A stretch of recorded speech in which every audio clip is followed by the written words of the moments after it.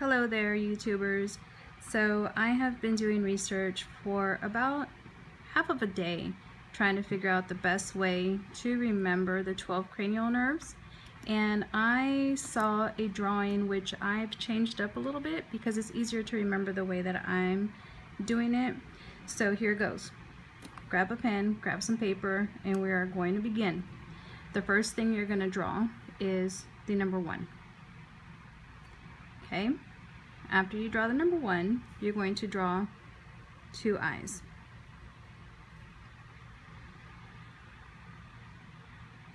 Inside of both of these, you're going to draw a 2, 4, and 6.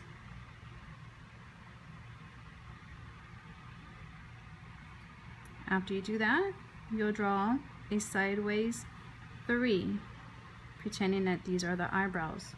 And this is going to come out to be a face once you're done.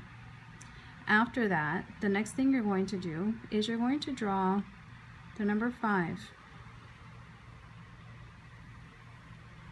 down below the nose and around. So we're going in order. You see that we've already had the 6, so the next thing we'll do, we'll draw the 7.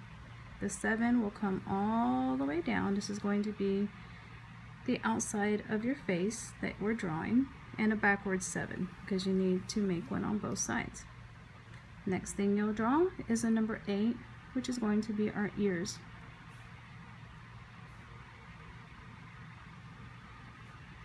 Then you'll draw a tongue,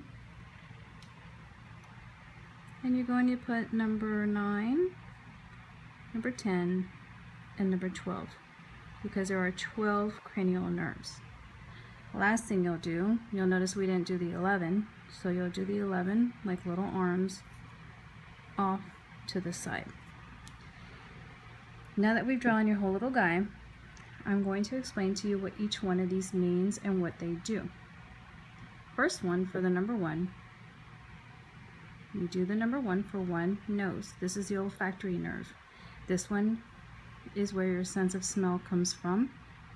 And this one is also going to be sensory. There are 3 different types. You have your sensory, you have your motor, or you have the nerves that do both. The nose is only sensory. Next one we did the 2. So you have 2 eyes. Cranial nerve number 2 is your optic nerve. This is what you see with. This is your vision. So number 3, that's going to be your oculomotor 3. This one here helps with movement of your eyeball. The following one is the number 4, which is still inside of the eye. This nerve is called the trochlear. This one also helps with eyeball movement. We're going to go ahead and go to the 6. 6 is called the abducens. It also helps with eyeball movement. Then there's the number 5, the 5 that we did all the way around. The reason why we did this so largely is because number 5 cranial nerve is called the trigeminal. Tri meaning 3. So what the trigeminal nerve does, and also it is the largest nerve out of the 12 cranial nerves. So one of the things that it does is the one that goes up by your eye is the ophthalmic branch. It's sensory information from skin around your eyes.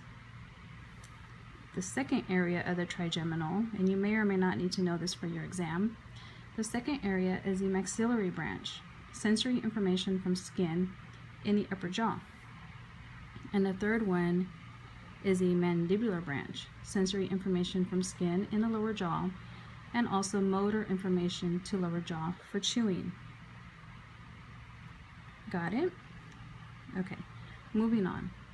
So, already told you that number 6 is the abducens. I think, I'm not sure. This one helps with eyeball movement, just in case I didn't already say that. Number 7 is the facial cranial nerve. Number 7 also helps with the secretion of saliva and tears. This one is, let's see, So cranial nerve number 7 is both. Now I did skip over what the other ones do, but I will give you a mnemonic so that it will make it much easier for you to remember whether these nerves are sensory, motor, or both. And if you watch to the end, I will tell you that as well. All right, so the next one is number 8, your ears. Number 8 is called the vestibular cochlear cranial nerve. This one is for hearing and also balance. Number 9 on the tongue is your glossopharyngeal. That one helps with tasting. 10 is the vagus. Although it's on the tongue, it does not control the tongue, but it controls the thoracic and abdominal organs. That one is sensory and also it's motor. Now, number 11, the 11s that you see on the sides, the little arms, the 11 is called the accessory nerve. This one helps with swallowing. Number 12 is called the hypoglossal. It helps with tongue movement. Now, there's 2 mnemonics that I believe will help you remember once it comes time to take your test. So the first one that determines whether it's sensory, motor, or both, the mnemonic is, some say merry money, but my brother says big boobs matter more.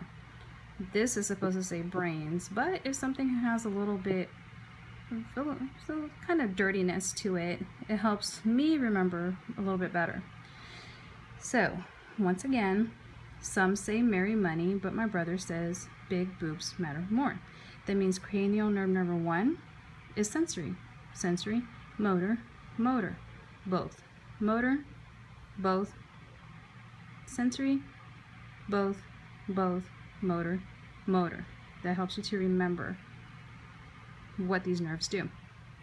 Another mnemonic that I just created today, I was looking on the internet, I didn't see anything that I like, so I came up with my own.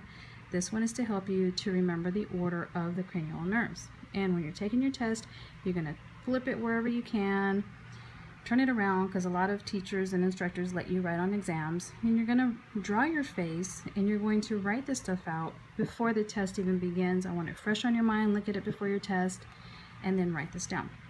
So here's my mnemonic. On one occasion, tried to open my mouth and force vegetables, gross, vomit, and heave.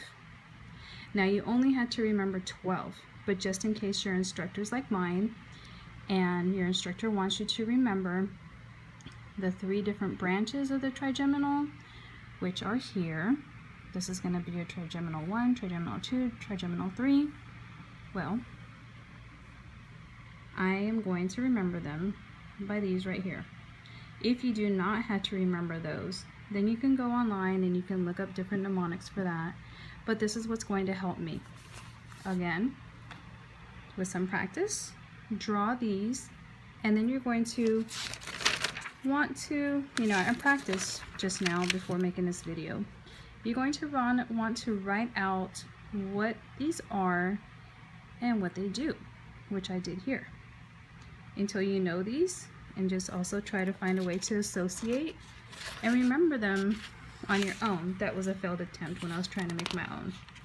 So if something you see, the way that it is laid out online or on YouTube, if it doesn't make a lot of sense, it's going to make you remember, change it up a little bit.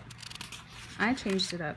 Now I'm going to remember because I made this eyeball, which 2 divided, multiples of 2, 2, 4, 6. That's really easy for me to remember. 1, 2, 4, 6, 3, and then 5 is the entire fate. Well, it's, the 5, and then the 7, and then the 8, 9, 10, skip the 11 because you're going here, and then to your 12. All right, well, good luck to you. I hope this helps you remember, and have a great day.